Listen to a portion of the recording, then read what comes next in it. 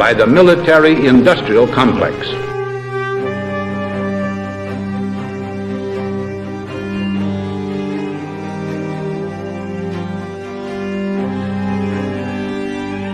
It could be seen to move violently forward, violently forward, violently forward. I'm just a patsy.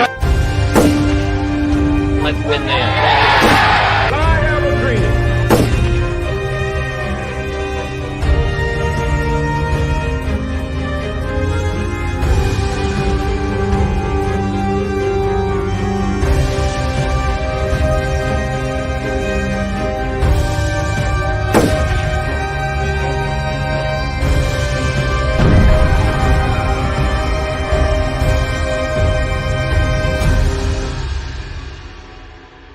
I said this once or twice, but it bears repeating. If you like your current insurance, you will keep your current insurance. You think about the Army and the Navy and the missions they run to protect the world, they run on SAP. You have done a really spectacular job. I guess pretty much everybody at this table is your customer, so Exactly. That's not so bad. Exactly. I want to congratulate Thank you, Mr. President. Thank you.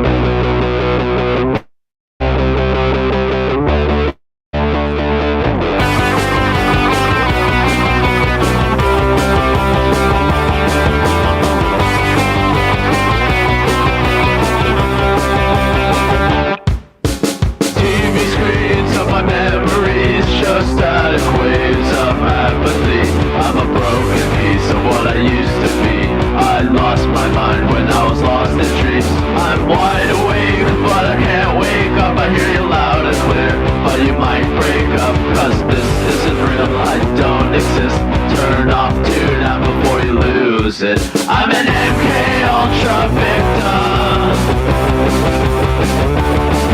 There's poison in my system.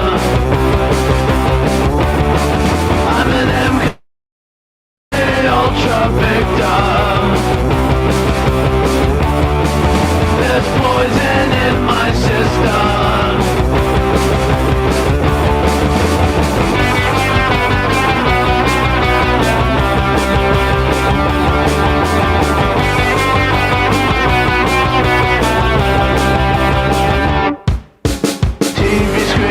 My memories show static waves of apathy. I'm a broken piece of what I used to be. I lost my mind when I was lost in dreams. I'm wide awake, but I can't wake up. I hear you loud and clear, but you might break up, cause this isn't real, I don't exist. Turn off, tune out before you lose it. I'm an MK Ultra victim.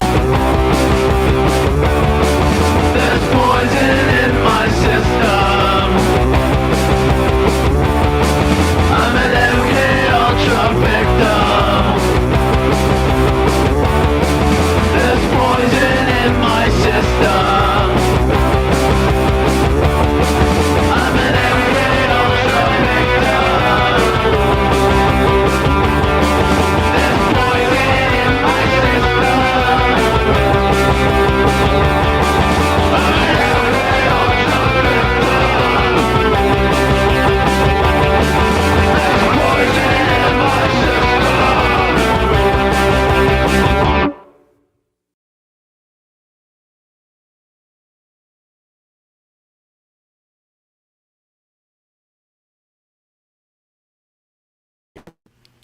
Now it says I'm unmuted. Can you hear me? Can people hear me? Yes? No? Maybe so. This is professional show business at its greatest, folks. Checking my audio one more. It says my audio is working. All right. I think my audio is working. Puff Puff says good. All right. Let's start this again. I'm back. 7 minutes and 51 seconds in. Not good. All right. Today's show is about epistemicide. Epistemicide is something that I thought that I had just discovered, but I might have invented it. I hope that I didn't invent it. I hope that I have a thesis about this. But if you pay attention to my work, and if you belong to my Substack, or if you're a subscriber to my Substack, then you know that something that I spent several weeks on doing was taking something called Palmerston Zoo, which was a presentation that was made by the LaRouche organization and the Schiller Institute in 1994. It was about a 3.5 hour, 4 hour presentation with a bunch of different authors about the actual history of the last 500 years. Things that you've never learned in school, things that you didn't learn in any high school or any university. And it's a tale of British Empire. And part of the reason that you don't know this story and that you've never heard it before is because, as Webster Tarpley put it in 1994, the people that are in charge of the world practice what he refers to as epistemological warfare. And that's a big mouthful, but basically what it means is that by controlling the knowledge base of humanity, by controlling our universities, our education system, our media, that entire populations of people can be controlled. And so when you think about things like George Orwell's memory hole, the thing that he was referencing in 1984, that wasn't something that he was predicting was going to happen in the future. That was something that he was observing that was happening in real time while he was there. So it occurred to me that if the Venetian oligarchy, I mean, people can argue about where they came from, but we know that they go back through Great Britain to Amsterdam, to Venice, to Rome, perhaps farther back to Phoenicia or Babylon or Atlantis. I'm not sure where they come from. But if you understand that they've been practicing epistemological warfare on humanity this entire time, then the net result of epistemological warfare would be the mass murder of a lot of people by virtue of the fact that you're controlling their knowledge base. So that would be epistemicide. And I thought, well, epistemicide, that sounds like a real word, once I figured out what the word was. And so I went to the Oxford Unabridged Dictionary, English Dictionary, which is it's the go-to source, right? The Oxford, I don't know if when I was a kid, I had this Oxford Unabridged Dictionary that my mother bought. It was in 2 volumes. It came with a magnifying glass because it was all set in 6-point type. So I typed in epistemicide, epistemicide, and I get nothing. 0 results. And what's funny about this, what makes me laugh about this, is that if you understand how epistemological warfare works, and you understand that the home base for epistemological warfare is Cambridge and Oxford, then it would make sense that a word like epistemicide would be eliminated from the Oxford Unabridged English Dictionary because they wouldn't want you to know that that's what they were doing. So epistemicide is responsible, in my humble approximation, of being responsible for all of the wars, the deaths in all of the wars And so all of the, people famously want to attribute the hundreds of millions of people who have died as a result of Nazism or communism or whatever it is. But if you understand that, there wouldn't be any communism without epistemological warfare. If there wouldn't be any Nazism without epistemological warfare, there wouldn't have been any of the all of the wars that we learn about. If there hadn't been epistemological warfare, then epistemicide is actually a much bigger problem than a Holocaust or genocide, or it's basically all of them together. And so that kind of has led me down this path, right? And again, this is going to be the first chapter of my book. When I'm done today, the next thing I'm going to write is the first chapter of my book on epistemicide. Yeah, Brit's Army Mom says it's been memory hold. Memory holding is a 500-year-old thing. It turns out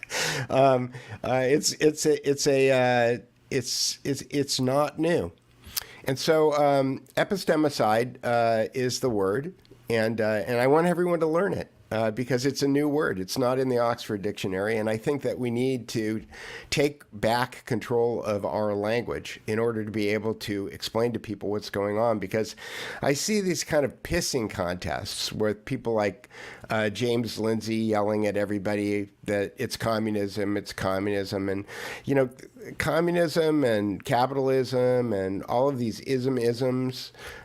Those are all part of the epistemological warfare. They're all part of dialectic warfare, as Stephen Coughlin talks about.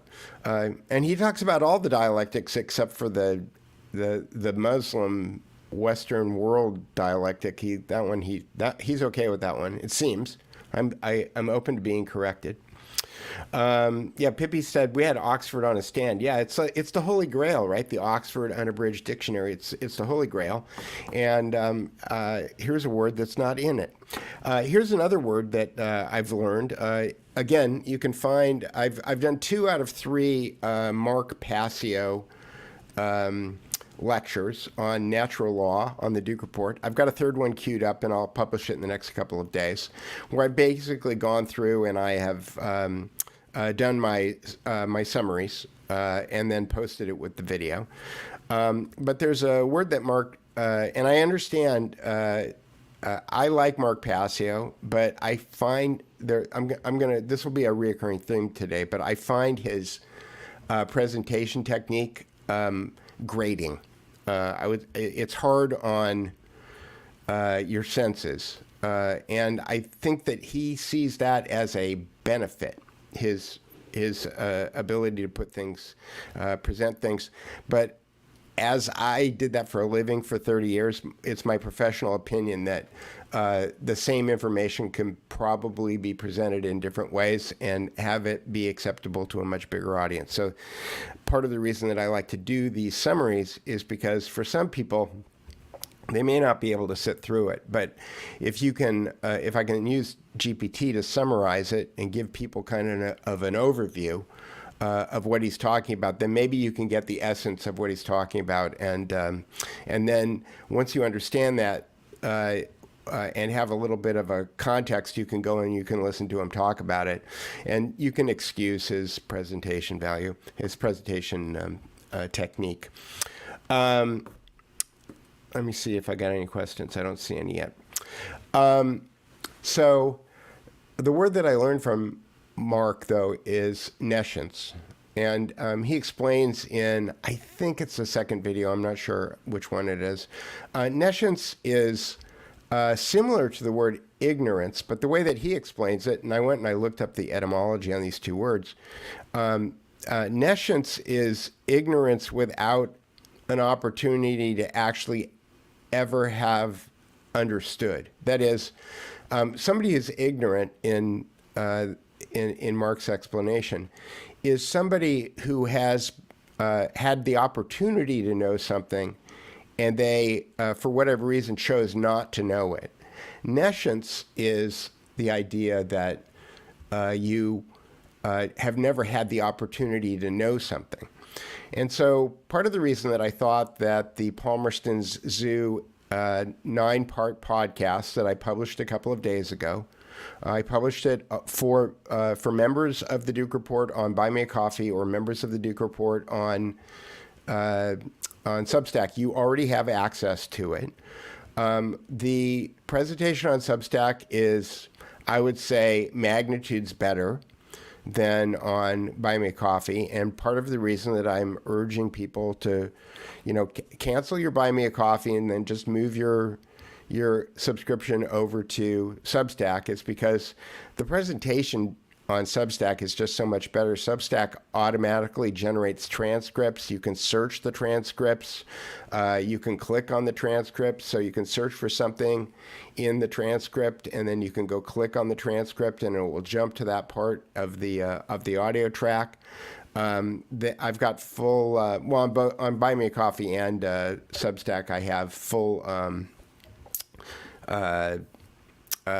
summaries of each one of the 9 episodes of the Palmerston Zoo presentation.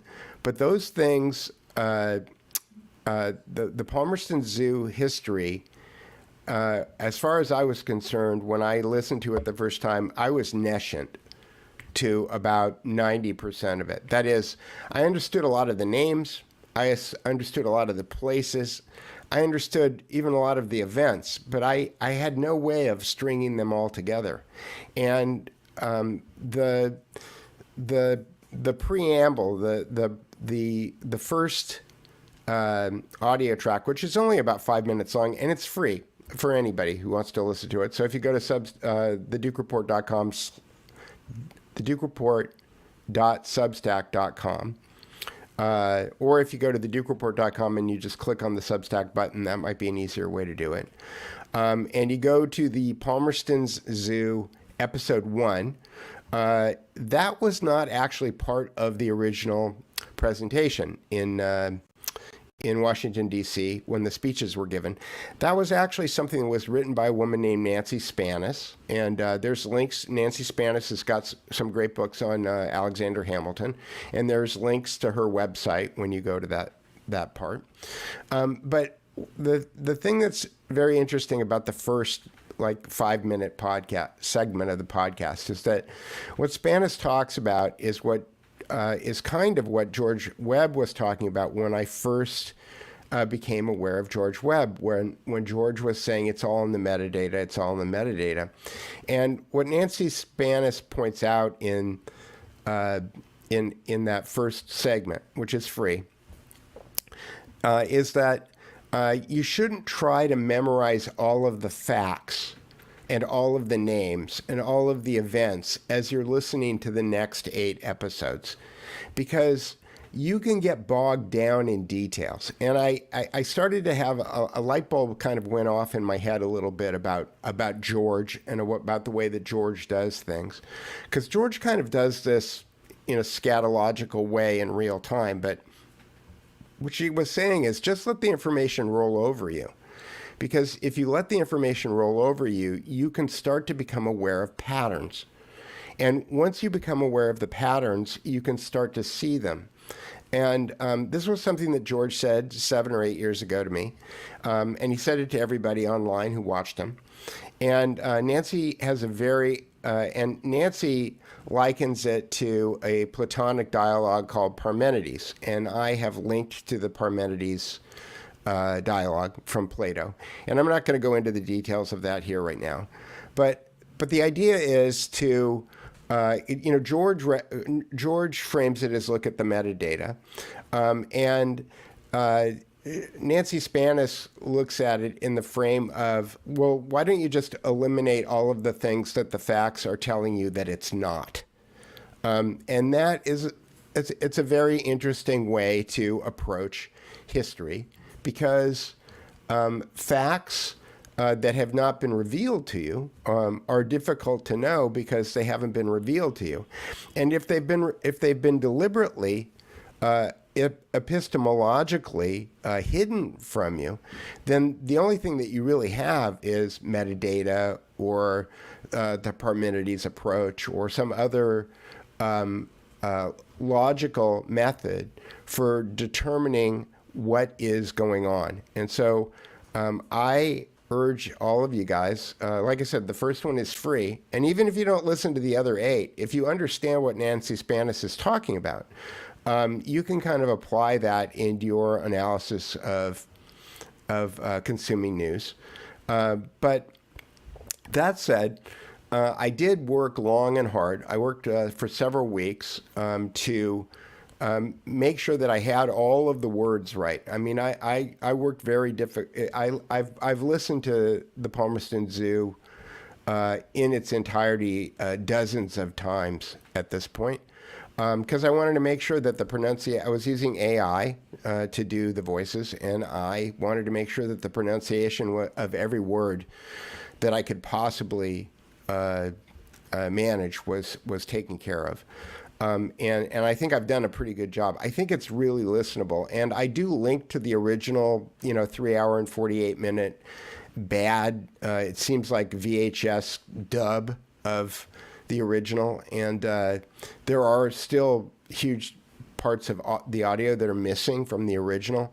So as far as I know, this is the only audio version of Palmerston Zoo that's in its entirety, including an introduction by Nancy Spanis that was never rendered as audio in any way, shape, or form. So this is a unique opportunity, and I think that if you do listen to it, and I would encourage people to listen to it multiple times, you will understand world history for the last 500 years in a way that no one ever taught it to you before. It's never been taught.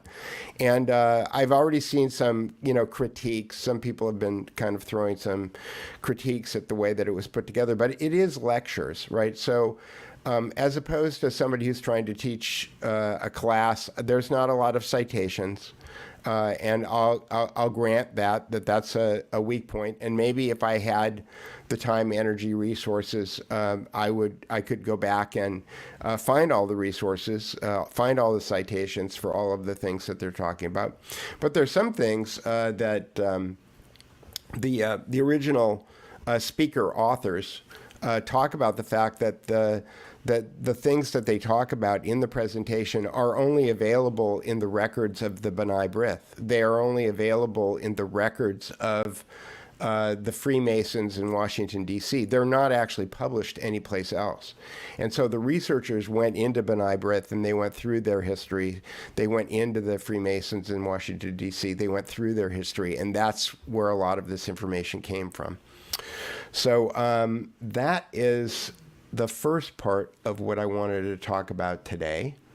Let me see. I've got notes here. And does anybody have any questions? I'll throw it out there. There's 80. There's at least like 100 of you watching right now. If anybody's got any questions, let me know. All right. Some people are just listening while they're driving in their car. All right. So I will move on to the next thing that I was going to talk about, which is this guy named Jack Kruse. And I was watching this morning, and I will just show you a little teeny bit of this thing. So it's a funny thing that happens with YouTube, which is I'll listen to something and then it will throw. Well, I'll be doing something else and it'll throw this video up. So I didn't go pick this video. I didn't. The algorithm fed me this video the same way that the algorithm fed me George Webb originally, and this is the second time somebody asked a question about Jack Kruse on my Twitter feed a couple weeks ago because he was on some podcast. It's not Joe Rogan, but it's this other guy. I can't remember his name. Anyway, so Jack Kruse is an interesting cat, and the reason that he's an interesting cat is he says a lot of things I agree with.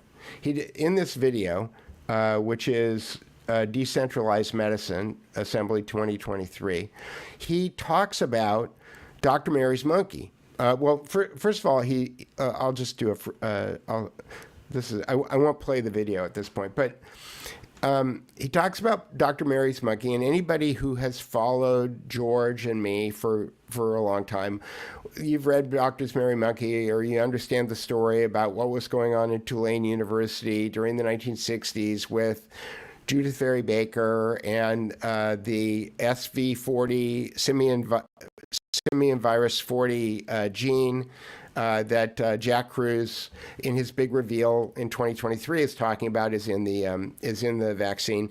Again, these are things that we've all talked about on the show. I think that it's great that lots of people are talking about it.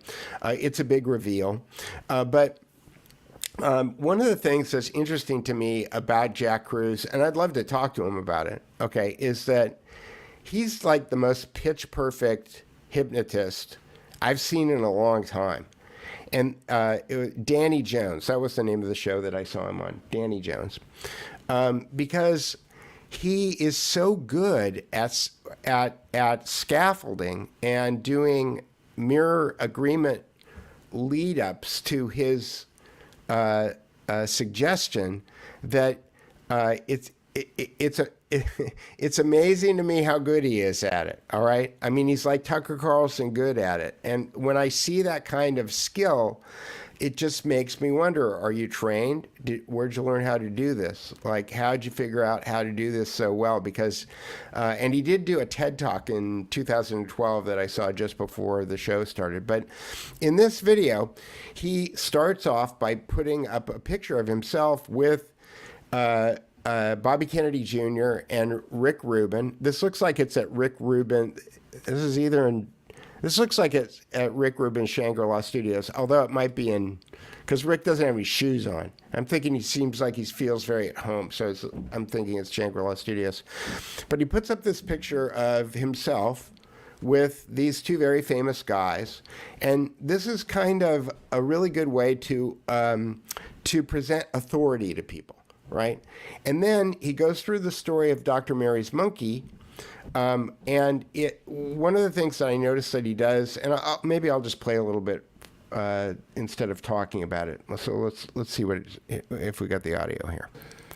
For the better part of 20 years. I'm going to back up. And one of my clients and friends, you guys may know, asked me to come here and kind of give you a lowdown about last 3 or 4 days, what I've kind of been through. And that's the only slide in my talk. It's the only slide because I want you to look at it the whole time that I'm talking. Okay? And know that I'm an important guy. And I'm talking to other important guys, and other important guys who I'm not naming, but you know in the audience are here, are the reason that I'm here. So, again, Jack Kruse may be an important guy. And these other guys in the picture may be important guys too, but from a psychological standpoint, just from a framing, hypnosis standpoint, it's very strong game. He's bringing strong A game here. I've had an interesting last 7-8 months. I've been deplatformed in centralized medicine for the better part of 20 years. I'm the black sheep of centralized medicine. He's the black sheep of the Kennedy family. And Rick is the black sheep of the music business because... Okay, so you got triple victim status. It's very strong. If any of you know his history, he founded hip hop while he was studying to be a lawyer at NYU and completely changed the music industry. The difference is the middle black sheep has become a cultural icon, so he cannot be canceled. And he happens to be also a patient and a client of mine. And he has a lot of Freemasonic symbolism on his website. I'm just saying. I did a talk in El Salvador that was kind of interesting in August. And the person who decided to set me up to, how shall we say, meet Bobby Kennedy is someone that you guys probably know,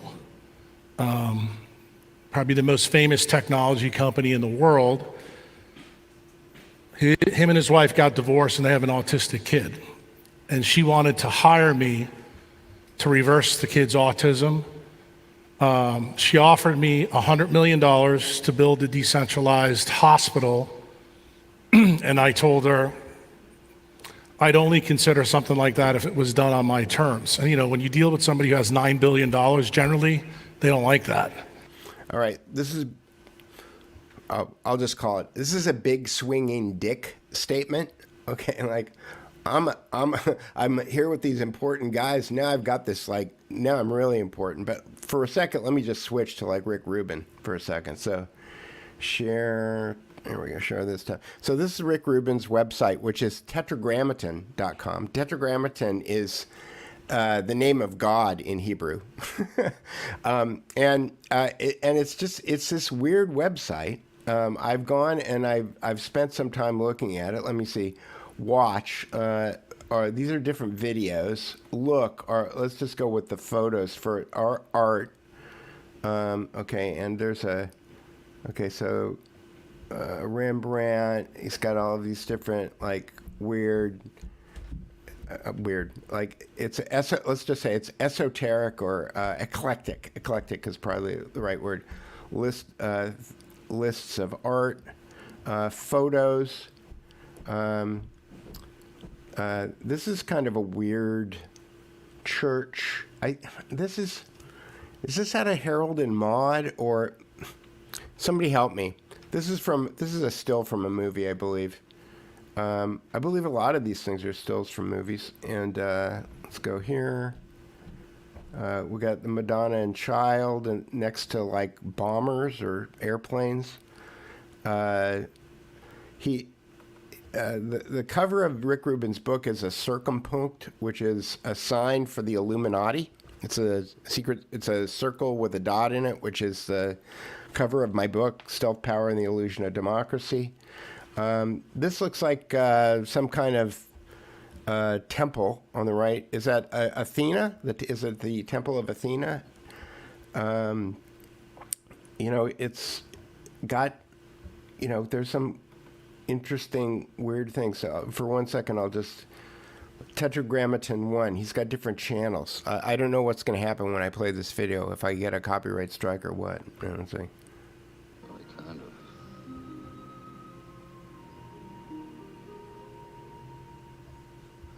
All right, so let's see. To His Excellency, the Governor of German East Africa, Dar es Salaam. Sir, I have the honor to present my account for damages arising from the sinking of my dhow off the mouth of the Rufiji River on 10... All right, so there's probably going to be some copyright thing there. So let's go back to the video. Does anybody have any questions? Let me see. All right, here we go. Let's go back to Mr. Kruse, Dr. Kruse.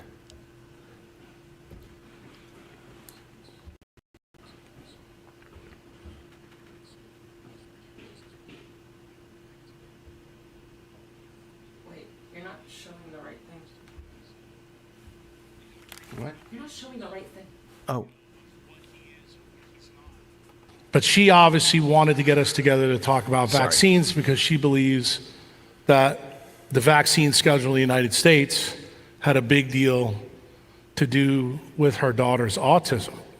And I told her in no uncertain terms that I'd love to meet with Bobby, but that wasn't really what I wanted to talk to Bobby about.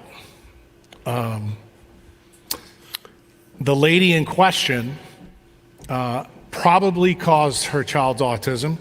She's a patent attorney for Google. And the reason that all your computer screens are blue lit, the reason none of them are red lit, the reason none of them pay attention to circadian biology is because that original technology was developed in a government program that Bobby Kennedy knows about, and I happen to know about because I went to medical school at LSU.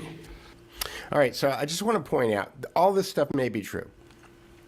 I have no reason to disbelieve him. The issue that I have, though, is that, and it's the thing that caught my attention on Danny Jones, is that he's creating cause-effect complex equivalencies. He's using if-then equals because logic in order to build his case. And he continues, I'm 3 minutes and 31 minutes in, he continues to do this for 30 minutes. And it's a marvel to watch. I have to tell you, I'm not going to spend 30 minutes watching it with you. But it's a marvel to watch it because he's so good at creating one cause-effect complex equivalency and then putting it on top of another. And because it's material that a lot of people who follow this channel, if you've read Dr. Mary's Monkey, none of the things that he says in the next 30 minutes are going to shock you or be news to you. And in fact, if you've read Dr. Mary's Monkey, what you're going to be doing is saying check, check, check, yes, yes, yes in your head. So when he gets 30 minutes in and he starts making the suggestion, then you're going to go with whatever it is that he's saying because you've been saying yes inside for 30 minutes. Now, the thing that's caught my eye about this whole thing is Urbit. So Urbit is a technology company that was founded by Curtis Yarvin, my friend Curtis Yarvin. Urbit was originally funded, it may still be funded, I'm not sure, by Peter Thiel. All right, so he's down there, he's talking about El Salvador, he's talking about a medical, I'll take this off the screen now. He's in El Salvador with my friend Max, who's down there with Bukele, the president of El Salvador. And he's talking to people about Bitcoin and about Urbit. But the whole thing is funded by Thiel. Strike that. Urbit was bootstrapped by Thiel. That is the original, I think the original money for starting Urbit came from Thiel. And Curtis Yarvin started it. Curtis Yarvin was the creator of the neo-reactionary movement. He's a State Department kid. Both of his parents were in the State Department. He wrote a blog called Unqualified Reservations and is a thought leader. Let's just say he's a thought leader. He's got a Substack called Gray Mirror. And so it seems it's an interesting combination of personalities. You've got an MD who went to Tulane, who knows all about Dr. Mary's Monkey and the SV40 virus. He's simian virus 40 that got introduced into the polio vaccine, and according to Kevin McKiernan, who George has talked about on this show, is also in the Pfizer vaccine. People can fact check me on that. And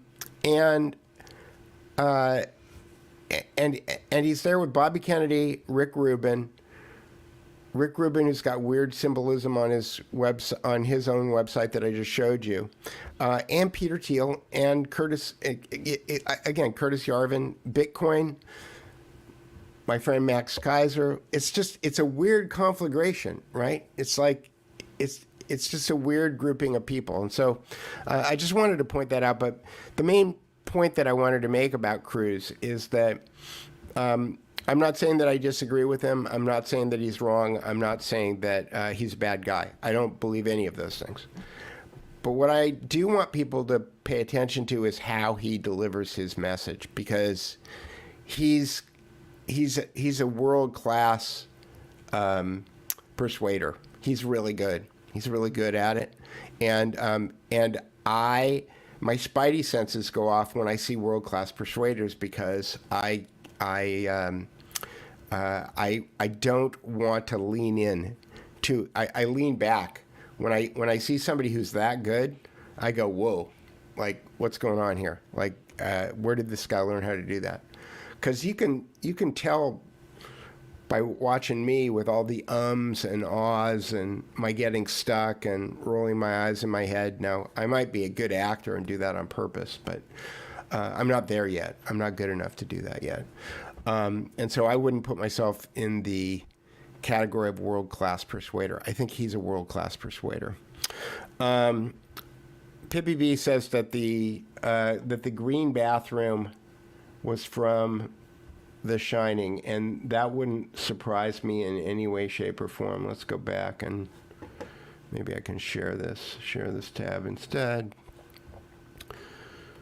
And we can go back and look at a little bit more Rick Rubin weird stuff. He's got Listen, and this is tetragrammaton.com. I'll put it in the chat here so you can, that's in the YouTube, Twitter, whatever chat. And then here, this will be in the Rumble chat. Here we go. That's Rick Rubin's website. All right, here we go. Watch. So there's other. So he's got different channels. Okay, basically he's got Tetragrammaton 1, and what you do is you click on this, and I think this is all copyright stuff, so I'm not going to play it. But if you click on it, it's like one film clip after another, and I would say it's a very eclectic website. Here he's got a book list. Let's see what he recommends. William Sieghart, Prescriptions from a Life Well Read. Clarence Lispecker, Piercing the Beauty of a Meandering Arrow. Again, they're sand and bricks, so I think that these books have just been thrown down on the ground. It is at the Kabbalion. Okay, this is Hermeticism. This is like the green tablets. Propaganda by Edward Bernays. I have that book. Love Poems by Rumi. The Emotion Thesaurus. Jeff Dyer, But Beautiful. Okay, so I'm not familiar with a lot of these books. The Universal One, Walter Russell. Walter Russell's an interesting guy who's got alternate ways of looking at the universe from Albert Einstein. So I actually might have that Walter Russell book around here someplace. Anyway, all right, so that is the second thing I wanted to talk about. If anybody's got any questions, let me know. I am going to, at this point, I think that what I'll do is I will play, it's only 5 minutes long, I will play episode 1 of Palmerston Zoo so that you guys can get a taste of it. And so I'm going to go here. This is, if you go to the dukereport.substack.com, or if you go to buymeacoffee.com/the Duke Report, and you're a member, then you can listen to this. Actually, the first 2 episodes are free on both platforms. So here we go. I'm going to listen to this. So this was written by Nancy Spanis, and it is on. It's the prelude to listening to the next 8 episodes. Here we go. Solving the Paradox of Current World History. Lord Palmerston's Multicultural Zoo. What you have in the following presentation is what can correctly be described as a lesson in the method of strategic intelligence. This lesson was presented in far more dramatic fashion, including sections of videos and a multitude of other visual aids, during a 3-hour session of the February 1994 conference of the Schiller Institute and the International Caucus of Labor Committees in Washington, D.C., which was entitled Lord Palmerston's Multicultural Human Zoo.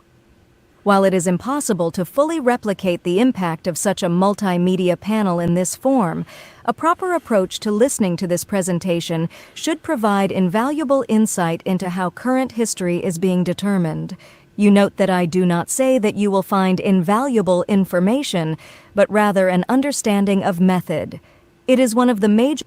I want to pause there for 1 second, because the point that she's about to make is really important. And it's the ongoing conversation that I have with George Webb, which is by concentrating on details all of the time, isn't there a chance that we will miss the bigger picture?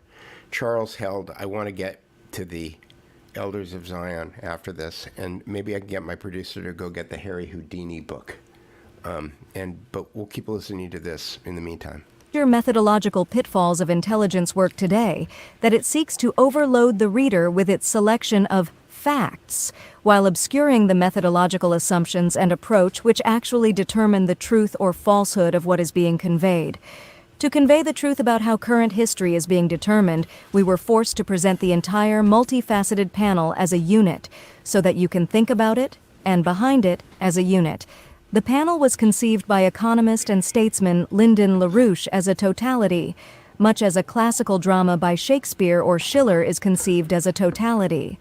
The subject of the drama is not represented by any of the historical vignettes presented, nor can it be adequately summarized in an essay. In other words, any fixation on one particular part of the historical presentation will result in a false understanding of the historical puzzle being unraveled. As in a drama, the Palmerston Zoo panel was broken up into scenes that are connected by a chorus commentator. For this presentation, my voice will serve as that chorus commentator voice. The chorus's purpose is to activate the self-consciousness of the audience, directing its attention to the subject which lies behind the particular stories being told.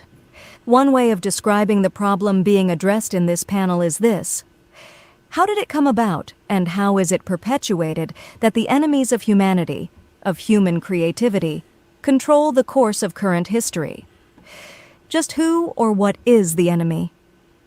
What are the common axioms behind the various ideologies which have served to obstruct mankind's development of civilization over the past 500 years? To answer this question, the following paradox must be addressed.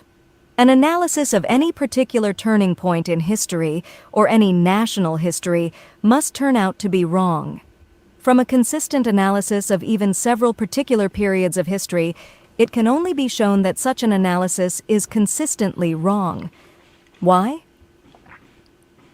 Because history itself exemplifies the Parmenides paradox, the paradox of the relationship between the one and the many, presented in Plato's famous dialogue on the Eleatic philosopher Parmenides.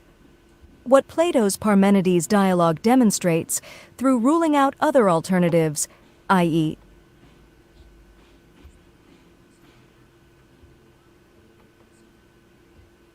outside that period, in what bounds the particulars. A particular example may make the paradoxical nature of the problem clearer. From one period of history, it may look as though the enemy of civilization is a movement to destroy the monarchy of a country, whereas in other periods, the enemies of civilization may appear to be those defending the monarchy.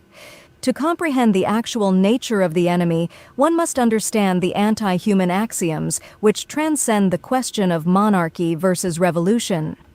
I want to stop here for 1 second because they're using that word axioms, and I think that is another way of saying what I'm calling if then equals because. So if you again on the simplest levels, and people can accuse me of oversimplifying things because they've got degrees in philosophy, and I'm willing to take the slings and arrows. But the difference between Aristotle and Plato is that Plato is having conversations with people and Aristotle is telling you what to think. And people who tell you what to think do it in an if then equals because cause-effect complex equivalent way. So when the LaRouche people, Matt Arrett is the latest, popular version, who's doing a much better job at communicating any of this stuff than any of these people did 30 years ago. When they use that term axiomatic, what they mean is somebody who's telling you what to believe. And the reason and the way that they're telling you what to believe is that they're putting it into the form of if then equals because, or a cause-effect complex equivalency. That is a way of, Scott Adams calls it word thinking. But the idea is that it gives you a reason to believe something without actually thinking about it. And if you're actually thinking about it, then you are using logos. You are using the Greek word that's got 5 pages of definitions that reflect what I'm doing right now, which is I'm contemplating an idea. I'm turning it into words. They're coming out of my mouth. They're going out of your speakers. They're going into your ears. They're creating pictures in your head. That's logos, okay? Dogs don't do that, right? Crickets don't do that. Birds don't do that. They don't come up with abstract concepts, turn them into words, and then communicate them to other people of their species. It's the thing that differentiates us from the beasts. And it is the difference between the way that people who believe in free will think and people like the Huxleys, who think that we're just beasts, that we're just a higher form of animal, or that they subscribe to the David Hume. I took a really long nap yesterday because I was just trying to read David Hume. David Hume's entire premise, as I understand it, is that human beings are only affected by cause and effect. Well, that, getting back to epistemological warfare, getting back to epistemicide, which is where we started this, that's the way you do it. Instead of, and these things become prescriptive. That is, he's denying the fact that there is logos. He's denying the fact that we have critical thinking and that we have reasoning abilities. And he's assuming that if we act as if people only react, they are only reactionary, then we can program them. And so if you want to go back to the epistemological warfare component of this, it does go back to David Hume, which is why I was reading David Hume yesterday. So, and I have some other things that I can show you after this too. So we're 4 minutes in, it's got 1 minute and 20 seconds, and then I've got some pictures for you. Another way to pose the problem is very common in our experience. How can you say that the British, who have no ostensible material power over the world, are dominating the United States, much less world history?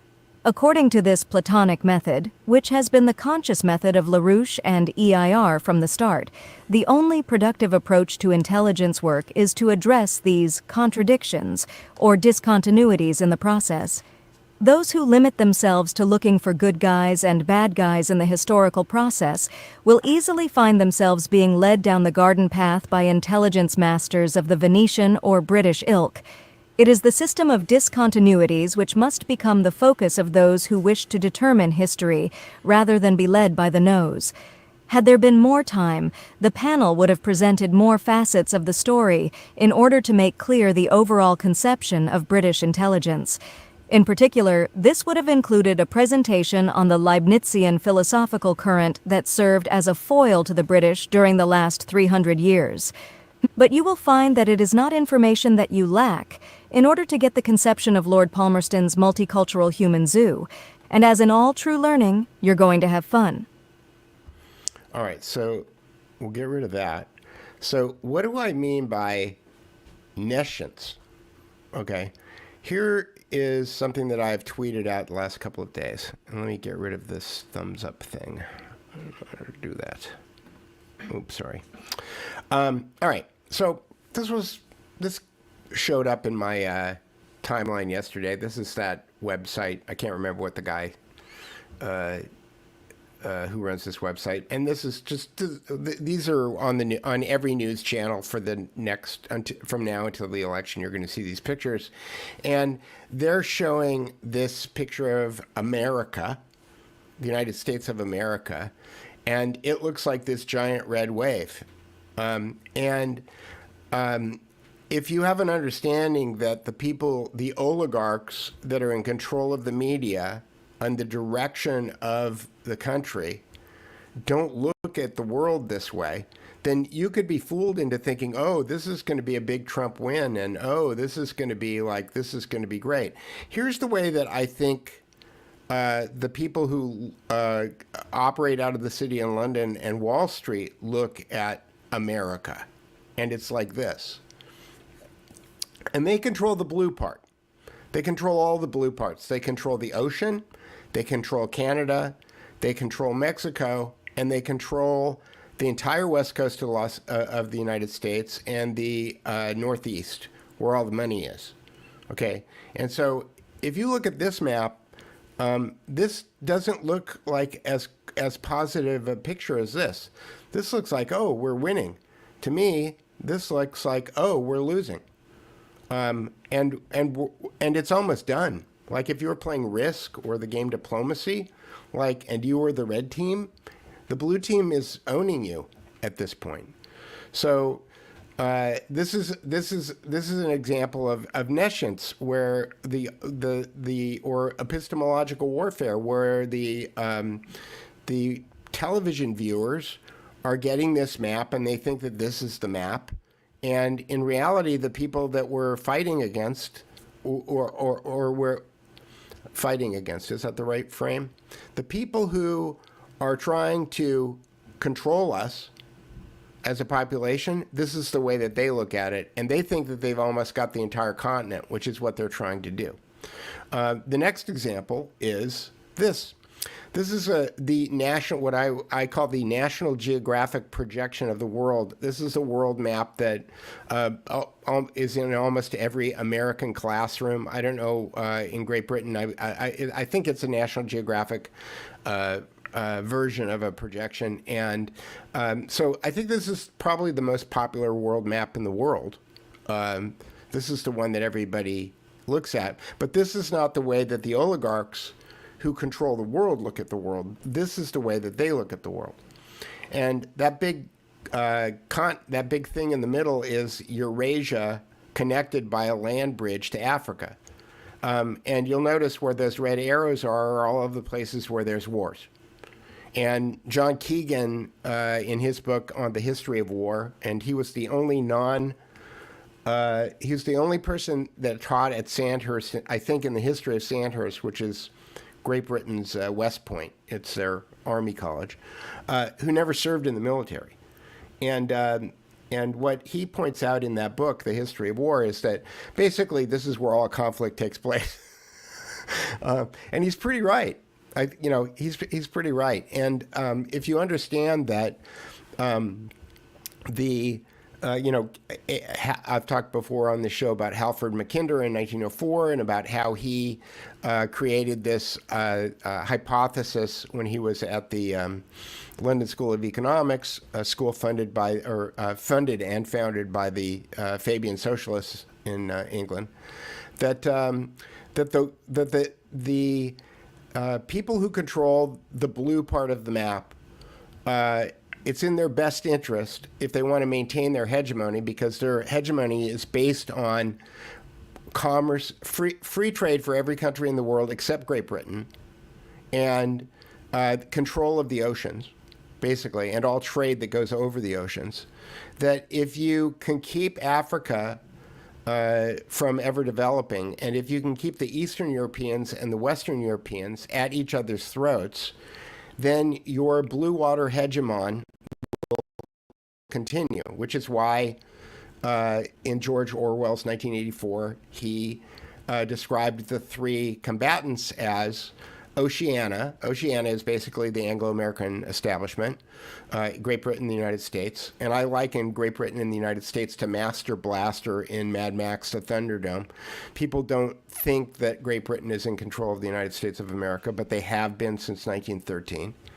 And when they used culture and finance in order to reconquer North America. And the wars that have been going on since then, and that's why the Palmerston Zoo series is so important, because it'll give you a context for how all of these things are happening. That this is really the map that the people who are in control of the world events right now, in control of history, for lack of another way of talking about it, this is the way they look at the world. And so if you look at where those red arrows are, that's where all the wars are. That's where all the wars are. Like, if you've played Risk, you know why this is where people are rolling die. If you're playing diplomacy, this is where people are making deals. But this map is fundamentally different than this map. This map is for people they want to keep nescient, and this map is for people who they want to keep clue in. They want to be able to explain how the world really works. So that is my little diatribe there. And so let me go back to the comments, and I see that I've got a couple of starred. Nick Stryker, thank you very much. Says, Peter, you're one of the good ones. I'm very grateful for you. Thank you. I appreciate your comment. And I haven't read this one yet, but let me see. Stride Deck says, I think that the reason if then equals because is so powerful is that one is being told, which is a neutral pattern, to connect their because to. It's neural. Because is so powerful is that because is so powerful is that one is being told which neural pattern to connect their because to. Yes, that's called a complex equivalency. Whereas when one is thinking, one is finding another pattern. That's exactly right. When you're using critical thinking skills, when you're using your logos, and we can at some point I'll get into the whole religious component of it, because in Christianity Jesus is the logos incarnate, and I believe that there's a logical explanation, there's a reasonable and logical explanation for that, and the thing that Mark Passio struggles with, that I'm struggling with a little bit right now, is how do you explain that in a way that isn't that doesn't set off the defensive mechanisms of people who are religious or people who are anti-religious. That is, there is a component of Christianity that involves reason and logic and natural law that is universal, regardless of your belief in any particular system. And getting people to understand that in a way, in a politic way, is I think about it's what I'm thinking about all the time, and it will wind up being the end of my book when I figure it out. So that is, but to your point, when you engage in that question-answer process, whether or not you're asking yourself the questions, whether or not the correct way to deal with any kind of if then equals because cause effect complex equivalency is usually with the word why or how, the telos or the what's the other word, epistemological, or the teleological or the epistemological, so the why or the how of something. Okay, you can also do the what or the who or the when. Those things work too, but the why and the how are kind of like the big important ones. And most people don't ask why and how. So in every different step, where Jack Kruse, for example, was telling his story. Now, I understand he had to get up on stage, and this is the difference between lectures and conversations. A lecture is one way. Right now, I'm not having a conversation, which is why I'm looking for questions. I'm just talking at you. And so it's safe to say that most of the things that have come out of my mouth in this last hour and 4 minutes, well, it's actually more like an hour because the first 4 minutes my audio wasn't working, are if then equals becauses. I am telling you what to think because we're not having a conversation. And this is where McLuhan says the medium is the message. It's why a podcast where somebody is sitting and they're looking eye to eye with another person, Joe Rogan, for example, Danny Jones, for example, those kinds of conversations in a lot of ways are more convincing because again, it's kind of like reading a Platonic dialogue. You've got a back and forth going on there. You might be the third-party observer. If you have an opportunity to ask a question, it's great. But Tucker Carlson, he's the other one who's doing that now, right? When you're sitting there listening to two people have a conversation, it's almost logos. It's almost it's in a weird kind of area. That's why I think that our thought processes are on a spectrum. And on one end of the spectrum is our ability to think critically, which is logos. And on the other end of the spectrum is the worst kind of if then equals because, which is a lie. Lies are almost always if then equals becauses. And logical fallacies also live in that cause-effect complex equivalency world. That is, if you go to ethicalskeptic.com and you click on the tree of fallacies, whatever that link that he has, if you go to thedukereport.com and you look up the ethical skeptic, you can go find it. There's 3,000 logical fallacies. Well, you can spend the rest of your life trying to memorize 3,000 logical fallacies, but if you learn how to recognize this if then equals because idea when it's being presented to you, then you can start asking yourself the whys and the hows. And when you do that, then you become a critical thinker. And so I guess if there's anything that I leave anybody with today is that assume that everything that's happened in the last hour while you've been watching me or listening to me is me telling you what to think. And if you question any of the things that I am saying, that's a good thing. And then if you go and you listen to Palmerston Zoo, then what I've just done is I've created a mere agreement by giving you 3 or 4 statements in a row, and then I made a suggestion. So hopefully you'll go do that, because I am practicing hypnosis right now on you. And one of the great things about hypnosis is that it works even if you tell people that you're doing it. So, but if you don't want to, I understand, because you feel manipulated. And I have a friend who was a trained hypnotist, and he did it for about 2 weeks. And at the end of practicing, he quit. And I asked him why he quit. And he said that it felt kind of rapey. And I have a lot of respect for him for saying that. Let me see. Brit's Army Mom says, watching the dynamic of conversation is the most informative for me. As with Rogan and Donald J. Trump, I suck at remembering content, thankfully. Yeah, I haven't watched much of the Donald Trump, Joe Rogan thing. I did watch one clip where he talked about McKinley. And there's, boy, I'm on an emotional roller coaster sometimes when I watch Donald Trump, which is why I don't want to watch him. And that is, again, having gone through the whole January 6th thing, is that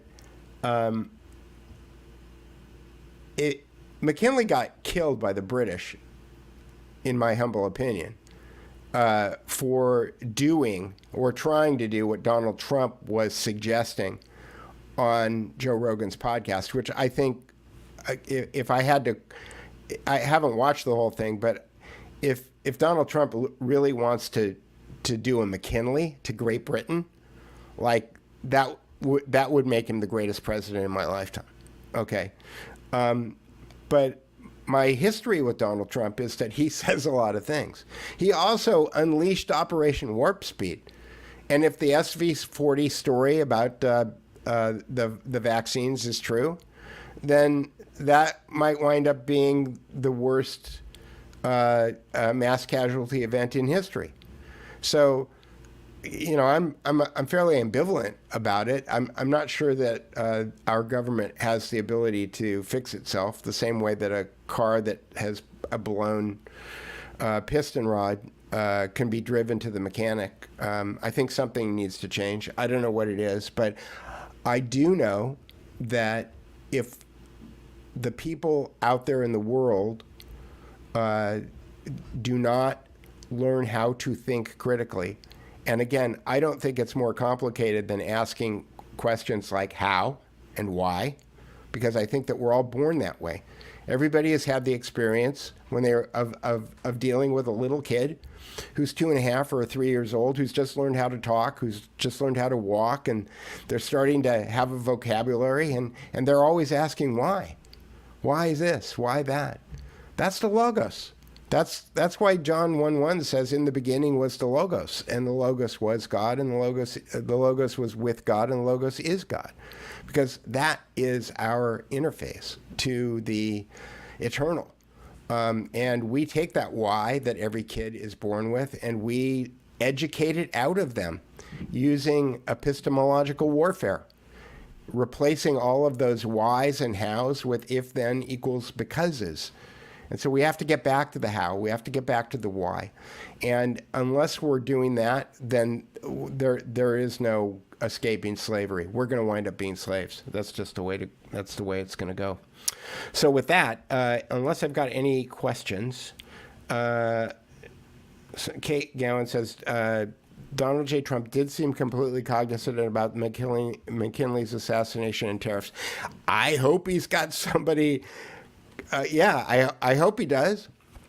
I mean, does he know about Garfield? Does he know about Lincoln? Does he? I Everybody hears about John Wilkes Booth, but has he got somebody from is Anton Chaikin or Matt Ehret whispering in his ear? Because if he doesn't have somebody who's like on that level, I'm not sure he's going to get the full context of it. But maybe. Hunter-gatherer says, some people just can't access critical thinking, in my opinion. Everything is a spectrum. Maybe. I do think we're all born with the question, why? I do.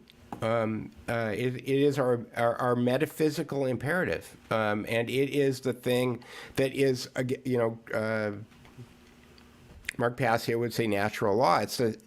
It's an undeniable part of all of us. So, in any case, I'm gonna leave it there. But what I'm gonna urge everybody to do, if you haven't done so already, please go to thedukereport.substack.com or go to thedukereport.com and click on the Substack button. And if you like the show and you like me doing what I'm doing, I urge you to go become a member on the Substack. And that's how I'm trying to figure out a way to continue to do this work. But in the meantime, I am going to sign off, and I'm going to go write my chapter on epistemicide. And that will be, I hope I don't put too many people off by making that the first chapter of the book. But I'll write it first, and then we'll figure out where we're going to put it. What's Kate Gowan saying? Mike Adams said recently about economic collapse scenarios. It's all dire. Look, here's the thing: the Roman Empire fell, but we're here. So just because an empire fall, I don't think I think that the fall of the empire is incredibly overblown. I think that the United States as a hegemon may get executed or sacrificed for the greater good of the oligarchy, the globalist oligarchy. But like I said, I think that where is it? This is the way that they're looking at North America, and we're fighting the blue people. We're fighting that's the people who control the blue part are controlling it because they have gotten the people in the blue areas of this map to value money over God. It's not more complicated than that. It goes right back to Jesus throwing the money changers out of the temple. If we understand that we have replaced our belief in the transcendent with a belief in money, then we can start to come to some kind of conclusions about how to fix this. But unless we can get people to start thinking critically, that's not going to happen. So I'm going to leave it there and say thank you to everybody for joining me today. And I will see you again next Tuesday. Bye, everybody.